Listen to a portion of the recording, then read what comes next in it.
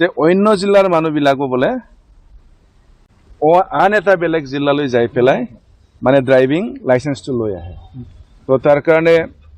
এই অভিযোগবিলাক পোৱাৰ পিছত মই নিজেই এইবাৰ আজি চাব আহিছোঁ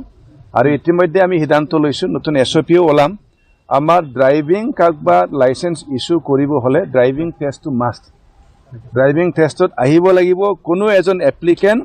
উপস্থিত নোহোৱাকৈ কোনো ড্ৰাইভিং লাইসেন্স ইস্যু কৰা নহব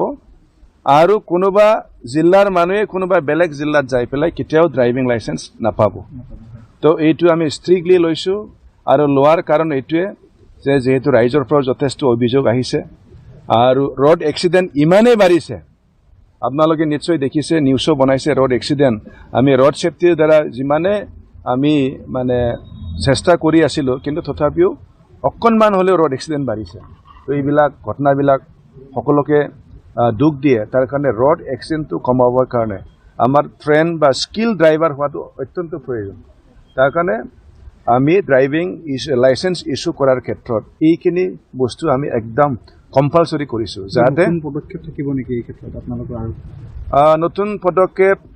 মানে এইটোৱেই হ'ব যে মই আমাৰ দ্বিতীয়সকলৰ পৰা এটা অনুৰোধ পাইছোঁ যে বহুত জাগাত আমাৰ ড্ৰাইভিঙৰ টেষ্ট ল'বৰ কাৰণে টেষ্টিং চেণ্টাৰটো তেনেকুৱা সকলো দ্বিতীয় অফিচত নাই তাৰ কাৰণে প্ৰপাৰলি যাতে আমি টেষ্ট ল'ব পাৰোঁ ইয়াৰ কাৰণে মই এইবাৰ নোৱাৰিলেও মই অহা বছৰলৈকে প্ৰতিটো দ্বিতীয় অফিচবিলাকক তেনেকুৱা ট্ৰেকবিলাক টেষ্ট ট্ৰেকবিলাক দিবৰ কাৰণে মই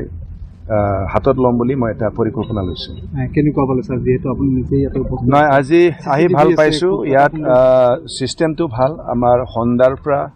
তেওঁলোকে CSRৰ যোগেদি তেওঁলোকে এটা ট্ৰেইনিঙৰ থিয়ৰী ক্লাছ দি আছে আৰু কি কয় এইটো সিমুলেটৰৰ দ্বাৰাও তাতে ৰুমৰ ভিতৰতে শিকোৱা হৈছে তাৰপিছত ইয়াত প্ৰেক্টিকেলি চলাব দিয়া হৈছে তো ইয়াত চিষ্টেমেটিক চলি আছে আৰু এনেকৈ আমি সকলো জিলাত যদি ড্ৰাইভিং দিব পাৰোঁ আমি স্কিল বা প্ৰপাৰ বা ট্ৰেইন ড্ৰাইভাৰ আমি নিশ্চয় পাম আৰু আজি আপোনালোকৰ দ্বাৰা ইয়াৰ পৰাই জনাম যে আজি অকল মই গুৱাহাটী আহিছোঁ বুলি নহয় অসমৰ প্ৰতিটো জিলাত মই তেনেকুৱা মই চাবলৈ যাম যাতে আমি অসমত স্কিল ড্ৰাইভাৰ ভাল ড্ৰাইভাৰ যাতে আমি ওলাব পাৰোঁ মই এইখিনি অভিযোগো পাইছোঁ ই ৰিক্সাৰ প্ৰতি আমাৰ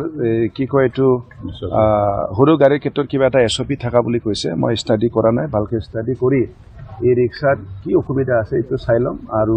চিটিখনৰ যান জঁটটো আমি শেষ কৰিবই লাগে ইতিমধ্যে আমি দুটা কাম হাতত লৈছোঁ আমাৰ এই যি বাইপাছ ৰোড আমাৰ ইয়াত পাৰ্কিং নথকাৰ বাবে খানাপাৰাত কেতিয়াবা যান জঁটৰ সমস্যা হয় আমাৰ জালুকবাৰী ফ্লাইঅভাৰৰ ওপৰত যান জঁটৰ সমস্যা হয় আদাবাৰীত তাৰ কাৰণে আমি দুখন জাগা ইতিমধ্যে খানাপাৰাত এটা ঠাই ঠিক কৰিছোঁ আমি তাতে আমি পাৰ্কিঙৰ ব্যৱস্থা কৰিম আৰু আগৰ যি আমাৰ এইটো ছাইডৰ পৰা অহা লোৱাৰ আছামৰ পৰা অহা যিমানখিনি গাড়ী আদাবাৰীত পাৰ্কিং হৈছিলে তো এতিয়া আকৌ আদাবাৰীটো পুনৰ আমি আৰম্ভ কৰিবৰ কাৰণে হাতত খোলাৰ ব্যৱস্থা কৰিছোঁ আৰু বাকী আৰু হয় সুপ্ৰিম কোৰ্টৰ পৰাও এটা আৰু নতুন হেৰি অহা বুলি নিৰ্দেশ অহা বুলি শুনিছোঁ ট্ৰাকবিলাকো হাইৱেৰ কিনাৰত ৰাখিব নোৱাৰিব তো এই ক্ষেত্ৰতো আমি ট্ৰাক টাৰ্মিনেল বনোৱাৰ এটা আমাৰ দায়িত্ব আহি পৰিছে এই ক্ষেত্ৰতো আমি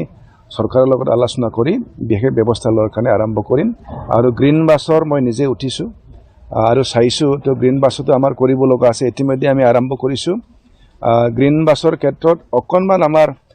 ৰেচনেলাইজ কৰাৰো প্ৰয়োজন আছে এইখিনি কমিটি বনাই কৰিম আৰু বাকী আমাৰ ITMSৰ যোগেদি যি ধৰণে গ্ৰীণ বাছ চলাব লাগে এই ছিষ্টেমটো এতিয়াও প্ৰপাৰলি হোৱা নাই এইটো প্ৰপাৰলি চলাবৰ কাৰণে আমি ব্যৱস্থা কৰিম